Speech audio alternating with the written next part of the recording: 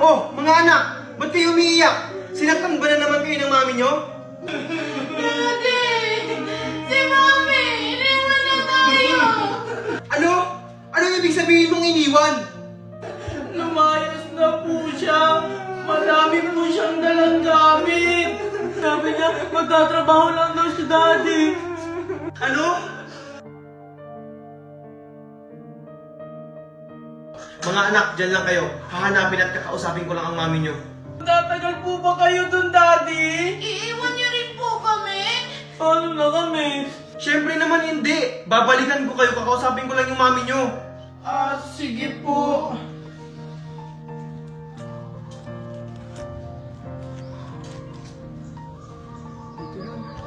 Saan kaya dito nakatira si Valerie? Excuse me sir. Anong kailangan mo? Itatanong ko lang po sana kung may kilala po kayo ditong nakatirang Valerie. Valerie? Matagal na ako nakatira dito pero wala akong kilalang Valerie. Ganun po ba? Sige, salamat po. Thank you, Naldo. Ngayon lang ulit ako naging masaya. Ano yung Valerie? Marco? Si Marco ba yun? Ha? Imposible naman masusunod pa tayo dito. Hindi nga ako nagkakamali. Si Marco yan! Oo nga! Ano ba yan? Paano niya kailangan tunasan tayo? Kailangan na natin umalis. Baka makita pa tayo. Tara na! Okay ka lang ba, Junjun? Anong nangyari sa'yo? Ba't ka nandito? Walang hiya talaga yan si Tasha at si Mimay. Sila yung dahilan kung bakit andito ako. Kinulong nila ako dito! Tama nga yung kutob ko. Inutusan ako ni ma'am kanina na magpa-print. Tapos nakita ko kayo ni Mimay at Tasha pumasok dito sa stockroom. Oo, Megan. Sigurado ako. Plinano to ni Marco para hindi ako maka-attend sa speech. Mga walang hiya talaga sila. Junjun, tara bilisan mo! Makakaabot ka pa sa speech mo! O sige, sige. Gulatin natin sila. Tara! Thank you, Marco, sa napakaganda mong speech. Pwede ka nang upo. Ano yun, guys? Ayun, tingnan niyo ba yung napakagandang platforma ni Marco? Kawawa naman, di siya makakapag-speech! Walang iba kundi si... For sure ako, umiiyak ngayon si Junan sa stock room. Si Junjan!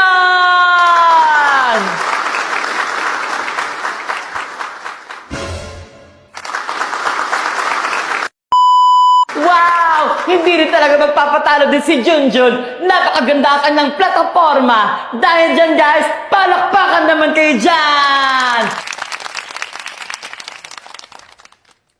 Paano nangyari yun? Tasha, paano nangyari nakalabas si Junjun sa stockroom? Hindi ko din alam, Mimay.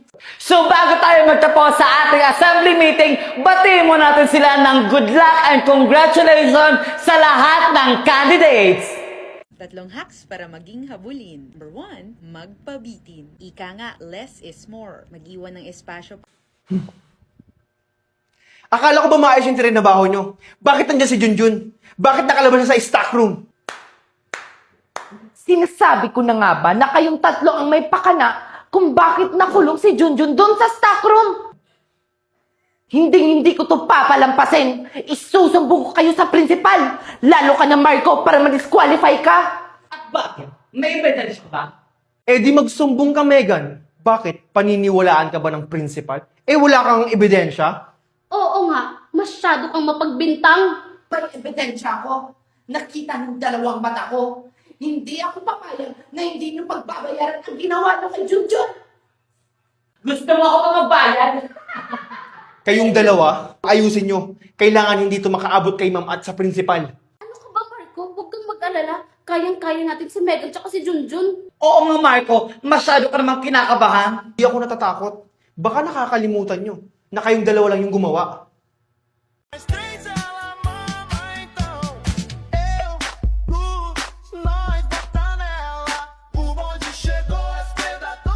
Like sugar on my tongue. Your body is so sweet. Invite me if you come.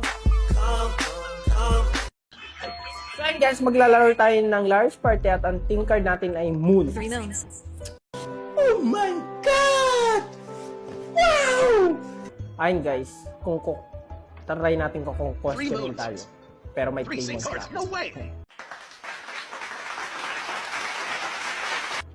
Ano hindi tayo question? 1 moon. 1 moon yung kalaban. 2 moons. 1 moon. 1 moon. 1 moon. May 1 moon pa tayo. 2 moons. 2 moons.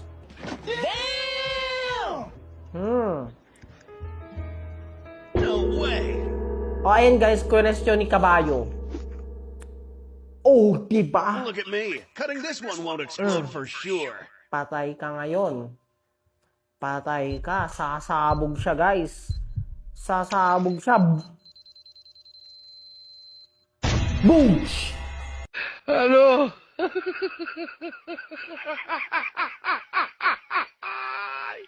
O diba guys, namatay siya, sumabog. So yun guys, kung gusto nyo rin mag-enjoy, maglaro na kayo ng Liar's Party sa WePlay! Oops! Saan ka naman pupunta? Siguro pupunta yan sa principal office para magsumbong.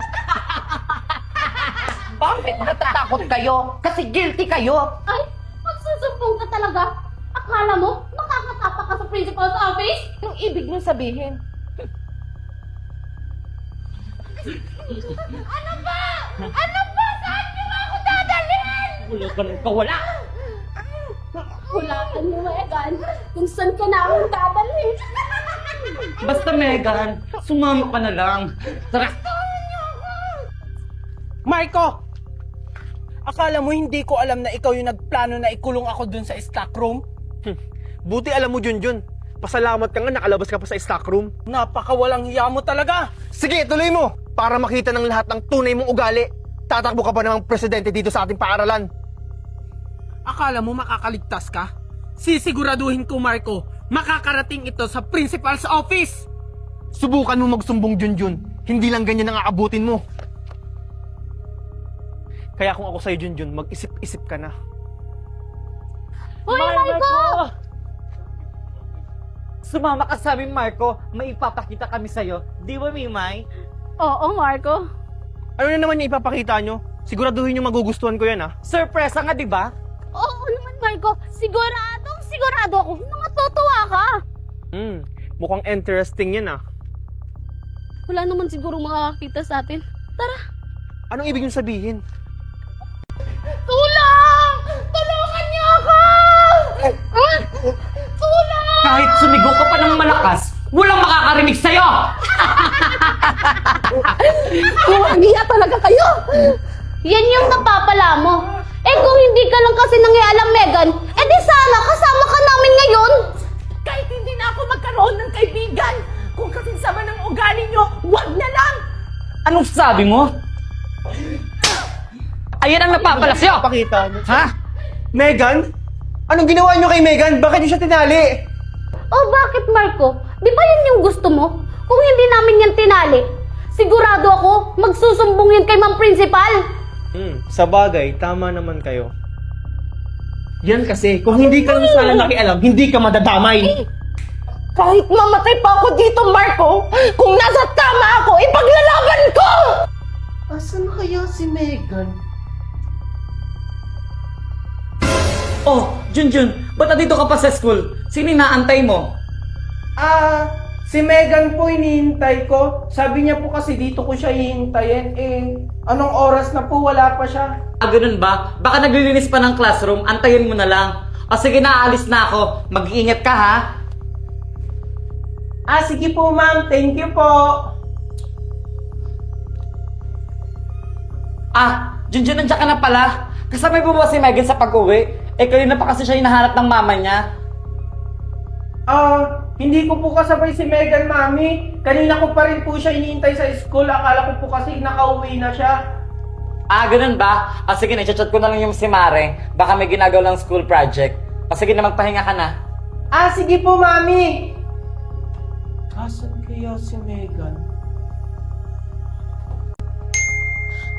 Hala, tumatawag na sa akin si Mami. Paano ba yun? Kailangan ko nang umuwi. Oh, Tasha, kalma. Sabay-sabay na tayo umuwi. Anong ibig niyo sabihin? Siguro naman alam mo na yung nasa isip namin. Bye, Megan! Valerie! Huwag niyo akong iwan dito! Nakakatakot dito! Tulong! Tulong! Tulong! Huwag kang matakot, Megan. May kasama ka naman dito. Kaso nga lang, mga daga. Huwag niyo akong iwan! Mga walang iya talaga kayo! Junjun! Tulong! Junjun! Tulungan mo ako! Megan? Megan, nasan ka, Megan?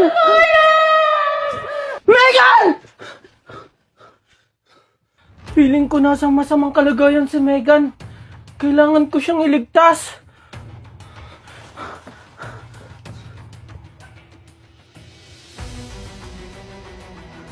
Megan!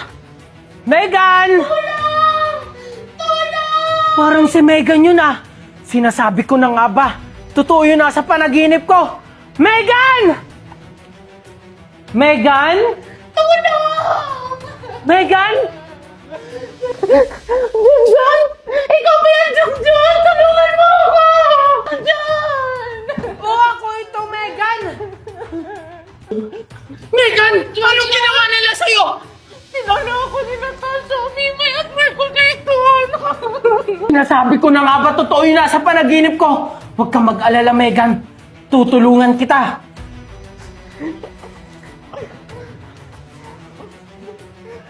Salamat, Junjun, at andyan ka para tulungan ako!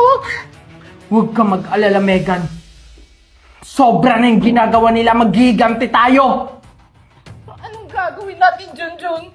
Basta, maghiganti tayo kahit mali yung ginagawa natin. Tara na, Megan. Good morning, class! Excited na ba kayong lahat malaman ang resulta ng eleksyon? Ma'am, kailan malalaman ang result?